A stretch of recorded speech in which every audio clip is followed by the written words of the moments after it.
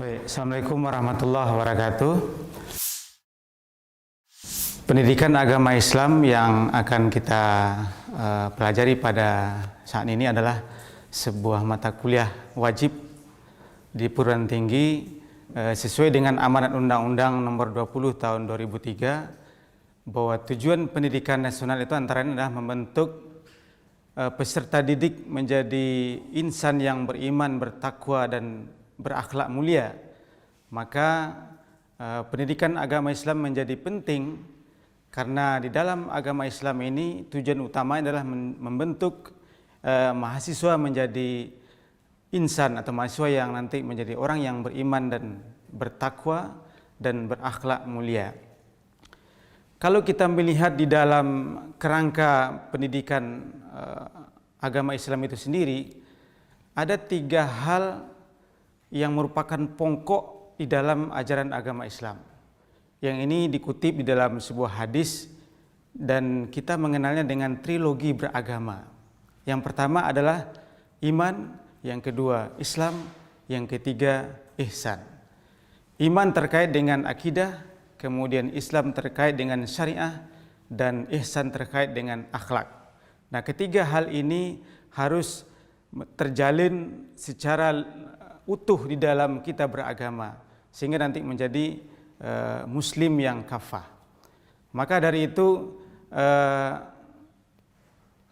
mata kuliah agama Islam ini menjadi penting di perguruan tinggi untuk mewujudkan tujuan daripada pendidikan nasional jadi insan yang bertakwa, beriman dan bertakwa dan berakhlak mulia. Pendidikan agama Islam itu berbeda dengan pelajaran agama Islam yang mungkin sudah dipelajari oleh mahasiswa di waktu duduk di bangku SMA dan SMP. Maka pendidikan agama Islam di perguruan tinggi ini tentu berbeda. Perbedaannya adalah bagaimana mahasiswa diajak untuk berpikir kritis, memahami konsep-konsep berpikir di dalam ajaran agama itu sendiri. Maka dengan demikian tema-tema yang akan kita bahas di dalam pendidikan agama Islam itu antara lain ada 10 tema besar yang kesemuanya itu terkait dengan bagaimana kita mengajarkan kepada Anda semua mahasiswa menjadi berislam yang rahmatan lil alamin. Jadi Islam yang dapat memberikan rahmat bagi semesta alam. Tema yang pertama misalnya akan dipelajari tentang bagaimana kita membangun suatu akidah, suatu keimanan yang merupakan fondasi. Di dalam tema ini diajarkan bagaimana seseorang agar supaya dia beriman dengan sangat kokoh dan kuat, yang itu merupakan fondasinya di dalam membangun keislaman itu sendiri. Inilah pokok pertama akidah. Di dalam tema ini akan dipelajari bagaimana spiritualitas itu penting, kebertuhanan itu penting di dalam kita mendirikan agama, membangun agama di atas fondasi akidah tadi. Salah satu inti daripada tema ini adalah membangun kesadaran kebertuhanan. Artinya apa? Bagaimana kita mencamkan di dalam diri kita bahwa Tuhan itu hadir bersama kita. Bahwa kita dimanapun kita berada selalu dalam pengawasan Allah atau Tuhan itu sendiri. Sehingga kita menjadi selalu berhati-hati dan inilah pokok daripada agama. Kemudian tema yang kedua adalah bagaimana agama dapat membawa orang kepada kebahagiaan. Agama adalah jalan menuju kebahagiaan. Artinya ketika kita menjalankan ajaran agama, tujuannya adalah agar kita menjadi orang yang bahagia, baik bahagia di dunia maupun bahagia di hari akhirat kelak. Nah, kebahagiaan di dalam agama itu adalah kebahagiaan hakiki, yaitu kebahagiaan yang bersifat melampaui kebahagiaan duniawi, yaitu kebahagiaan ukhrawi. Dan orang yang beragama dia akan bahagia ketika dia menjalankan amanahnya di dalam kehidupan dia di bumi ini, baik sebagai hamba Allah maupun sebagai khalifatullah. Itu tema yang kedua. Kemudian tema yang ketiga adalah bagaimana membangun sinergi antara iman, Islam dan ihsan tadi sehingga dapat menjadi berujung kepada pribadi yang sempurna. Artinya tiga konsep yang ada di dalam Islam, yaitu konsep iman, Islam dan ihsan, itu harus tergabung di dalam diri seseorang, di diri pribadi, sehingga kita melihat sosok manusia yang mendekati sempurna, dalam artian sempurna dalam konteks sebagai manusia, imannya kuat, kemudian berislamnya bagus, kemudian berakhlaknya juga mulia. Itu tema yang ketiga. Kemudian tema yang keempat adalah membangun paradigma Quran di dalam kehidupan. Artinya apa? Islam sebagai agama yang paripurna itu merupakan agama yang bersumber kepada Al-Quran dan Sunnah Rasul. Nah, Al-Quran ini harus menjadi jati diri kita sebagai Muslim. Artinya di dalam segala aspek kehidupan kita, kita harus menjadikan Al-Quran sebagai paradigmanya. Dalam ekonomi, politik, kebudayaan, di dalam kita membangun ekonomi, politik, kebudayaan, maka kemudian kita harus membawa Al-Quran menjadi paradigmanya, menjadi tolak ukurnya, sehingga Al-Quran betul-betul membumi dalam kehidupan kita sebagai manusia. Kemudian tema yang berikutnya adalah bagaimana membangun Islam dan keindonesiaan. Artinya Islam itu berada di Indonesia, tidak berada di ruang hampa begitu, maka di dalam diri kita, di dalam diri seseorang harus satu nafas antara keberislaman dan keberindonesiaan. Artinya sebagai seorang Indonesia, kita harus bisa memahami Islam sesuai dengan konteks kita di Indonesia. Ini tidak berarti Islam itu berubah-ubah begitu, bermacam-macam. Islam hanya satu, tapi dalam konteks kita berindonesia, tentu banyak hal dalam konteks kita bernegara ini, kita harus mencari pemahaman-pemahaman Islam yang bisa mendukung kita dalam bernegara dan berindonesia. Jadi ini menjadi penting. Karena apa? Karena mungkin selama ini ada orang yang meyakini bahwa berislam itu harus seperti orang Arab. Arab itu adalah Islam. Islam itu adalah Arab. Ini tidak benar, karena Islam itu memang lahir di Arab, tapi tidak semua yang Arab itu adalah Islam, karena itu adalah dua entitas yang berbeda. Maka dalam tema ini kita harus mencoba mendudukan antara Islam dan keislaman dan keindonesiaan dalam satu nafas kita, sehingga kita menjadi khas Indonesia. Kemudian tema yang juga sangat penting adalah bagaimana kita membangun Islam dan dalam suasana keragaman. Kenapa ini menjadi penting? Karena di dalam beragama itu jangankan antar pemeluk agama, di dalam agama pun kita berbeda-beda di dalam mazhab, di dalam aliran, di dalam pemahaman. Dalam fikih ada muncul mazhab-mazhab fikih, di dalam akidah juga muncul bermacam-macam mazhab akidah.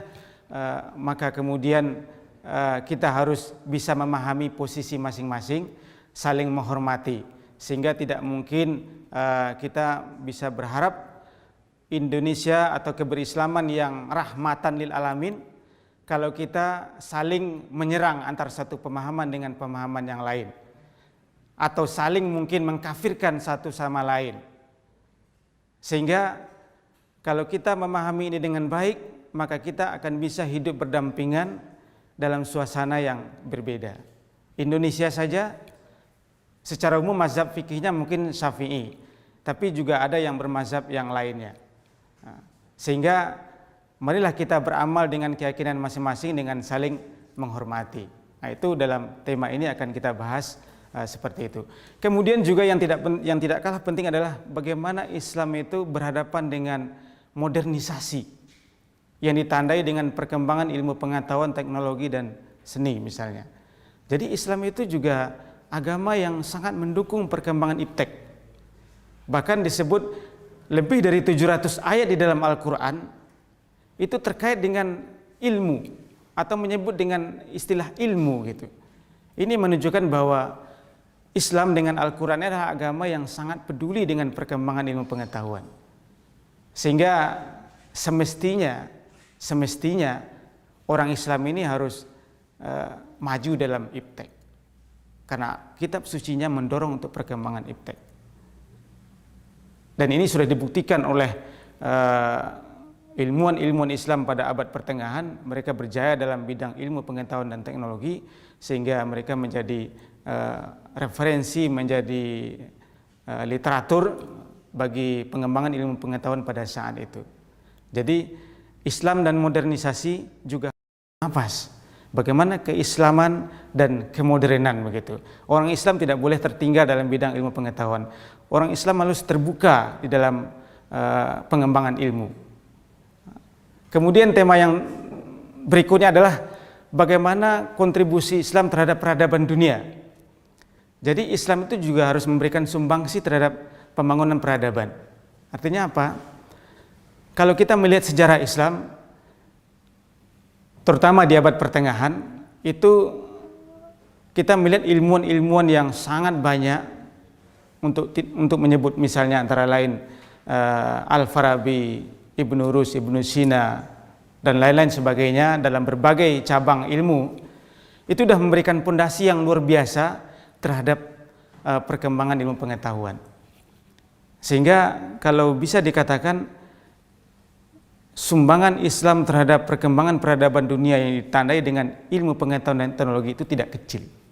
Dan ini diakui oleh ilmuwan barat itu sendiri.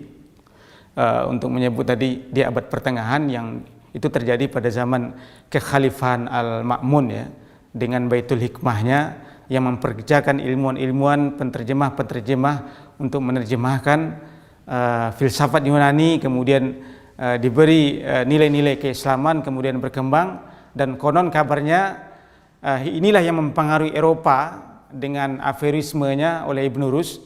Kemudian Eropa bangkit dari ketertinggalan dengan munculnya Aufklärung dan Renaissance itu konon dapat inspirasi dari Ibnu Rus yang terkenal di dalam buku sejarah yang disebut dengan aforisme. Itu gerakan atau paham-paham Ibnu Rus yang mengajarkan bahwa agama tidak bertentangan dengan ilmu. Agama tidak bertentangan dengan ilmu. Ini menjadi satu kata kunci sehingga orang Eropa bisa bangkit dari kegelapan atau masa kegelapannya, karena selama ini sebelumnya mereka sangat memusuhi agama karena agama dianggap musuh ilmu pengetahuan. Kemudian tema yang ke-9 adalah bagaimana membangun masjid, peran dan fungsi masjid untuk membangun budaya Islami. Masjid adalah menjadi pusat kebudayaan bagi orang Muslim. Kalau zaman dahulu masjid itu berfungsi bermacam-macam ya. Nabi memfungsikan masjid sebagai tempat pendidikan, sebagai tempat mengatur strategi perang dan sebagainya. Namun dalam sejarahnya peran masjid berkurang hanya untuk tempat salat, karena sebagian perannya sudah diambil oleh organisasi masyarakat semacam NU dan Muhammadiyah dan sebagainya. Kemudian malah lebih sempit lagi, hanya untuk salat fardu saja. Maka peran itu kembali harus kita bangun seperti zaman Nabi dulu. Masjid harus difungsikan seluas-luas mungkin. Jadi masjid harus menjadi tempat belajar, harus tempat mengatur strategi ekonomi dan segala macam. Jadi peran dan fungsi masjid harus diberdayakan sehingga umat Islam itu betul-betul hidup atau budayanya hidup dari budaya yang dibangun dari masjid. Dan tema yang terakhir adalah bagaimana perspektif Islam tentang zakat dan pajak. Ini menjadi penting juga karena terjadi perdebatan, ada sebagian muslim yang mungkin mengatakan bahwa kita tidak perlu bayar pajak karena kita sudah bayar zakat.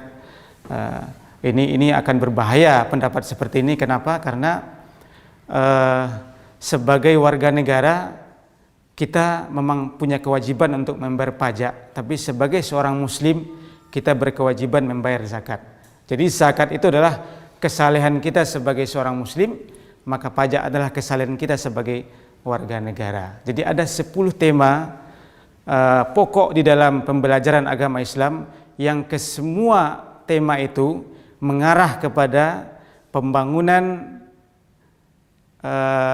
peserta didik atau mahasiswa menjadi manusia yang paripurna, kemudian manusia yang mengembangkan Islam yang rahmatan lil alamin, gitu ya. Nah, jadi intinya yang terakhir adalah bahwa pendidikan agama Islam di perguruan tinggi ini harus ada dua hal yang diperhatikan. Yang pertama adalah bahwa pendidikan agama Islam di perguruan tinggi tidak hanya ingin membuat kita mahasiswa menjadi pribadi yang taat dengan agamanya atau sebagai muslim yang baik atau good muslim ya, good muslim, tapi juga sekaligus menjadi warga negara yang baik, good citizen. Artinya apa?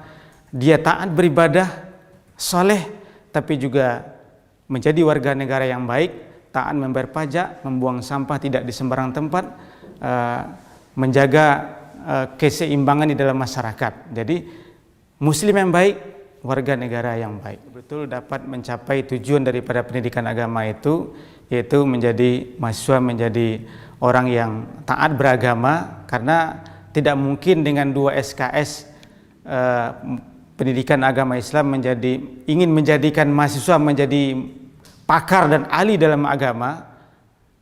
Tidak mungkin, karena hanya 2 SKS begitu. Sehingga mata kuliah agama Islam ini tujuannya adalah untuk menjadikan mahasiswa menjadi taat dengan ajaran agamanya, sehingga kemudian mengimplementasikan di dalam kehidupan keilmuannya dan profesinya masing-masing, sehingga nanti Islam akan selalu hidup di dalam dirinya dan kemudian di dalam masyarakat ketika dia hidup di tengah masyarakat. Demikian, assalamualaikum warahmatullahi wabarakatuh.